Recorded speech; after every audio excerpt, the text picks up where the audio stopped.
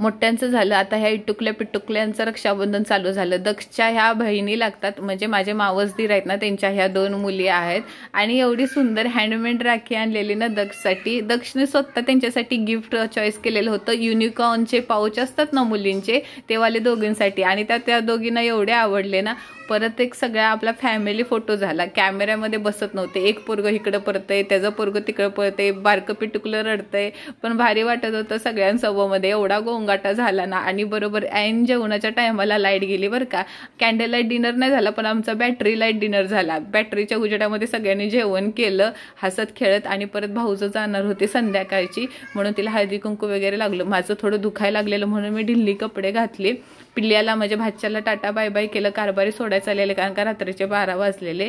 आणि नंदूबाई रात्रीची थांबली. सकाळी त्या 9 वाजता जाणार होत्या, म्हणून त्यांना उठल्यानंतर शेवाळ्याचा नाश्ता केला, तिखट शेवाळ्या.